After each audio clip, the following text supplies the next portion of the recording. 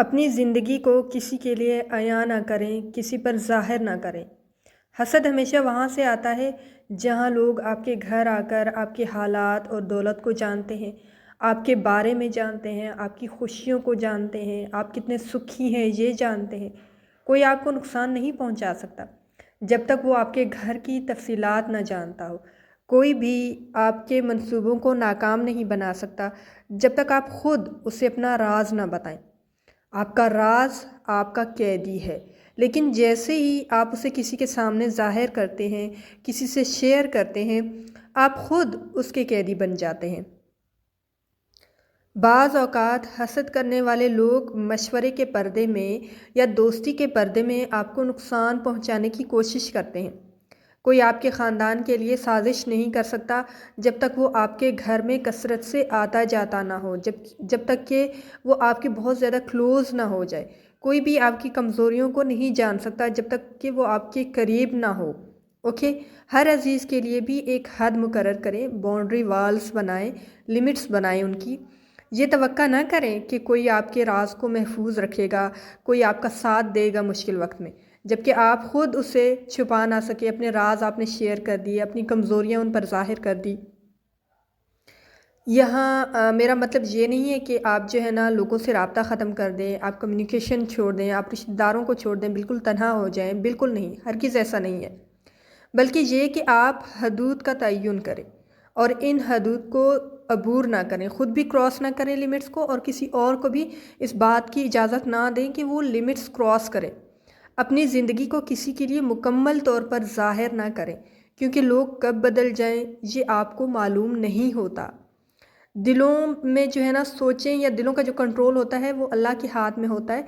کچھ لمحے کے لیے وہ آپ کے حق میں ہوتے ہیں، کچھ لمحے میں وہ آپ کے اگینسٹ بھی جا سکتے ہیں۔ اوکے، کچھ کہا نہیں جا سکتا، مطلب تھنکنگ جو ہے نا وہ اس طرح سے تیزی سے بدلتی ہے، یا پھر ایسے تیزی سے انسان کی سوچ بدلتی ہے کہ سامنے والے کو پتہ بھی نہیں چلتا کہ کب انسان کا جو دوست ہے وہ دشمن بن جاتا ہے۔ اوکے، تو جو لوگ کبھی آپ کے دل اور سکون کا باعث تھے، یا دل اور سکون کا جو ہے نا وہ سب سے بڑا ذریعہ تھے، تو وہی لوگ کبھی آپ کے لیے خوف کا سبب بن سکتے ہیں۔ وہی لوگ کبھی آپ کو غیر محسوس کروا سکتے ہیں، کیونکہ آپ نے ایک وقت میں اپنی کمزوریاں، راز اور خود کو، مطلب اپنے آپ کو ان کے حوالے کیا تھا۔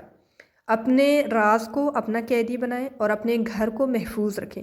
کسی کو اپنی فیملی کے ساتھ بے تکلف ہونے نہ دیں، اتنا کلوز نہ ہونے دیں، چاہے وہ کتنا ہی قریبی کیوں نہ ہو۔ اپنے گھر کے راز کسی کو نہ بتائیں، اور اگر آپ کو اپنے منصوبے کی کامیابی پر اعتماد ہے تو کسی سے مشورہ نہ لیں۔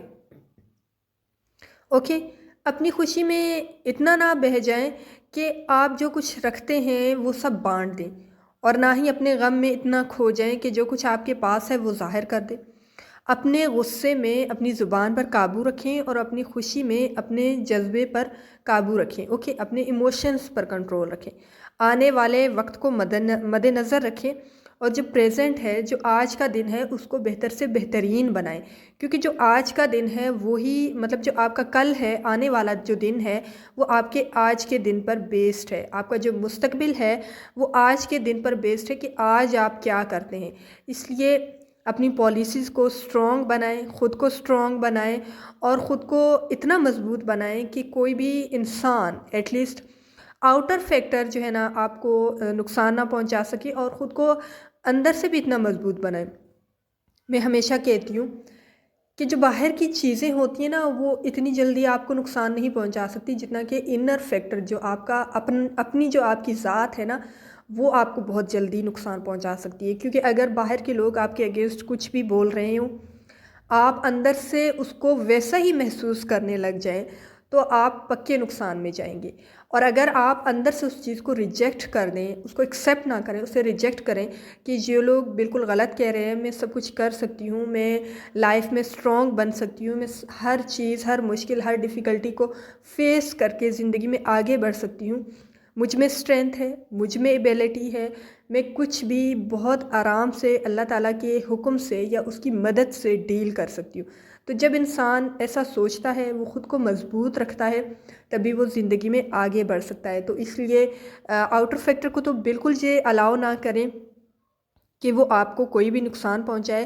اسی طرح اپنے انر کو بھی اسٹرانگ کریں، اوکے، اپنی سوچ کو بھی اسٹرانگ کریں، اور یہ اسٹرانگ تب ہوتی ہے جب ہم اللہ تعالیٰ سے زیادہ کنیکٹڈ ہوتے ہیں، جب ہماری نیت صاف ہوتی ہے، جب ہمارا دل صاف ہوتا ہے۔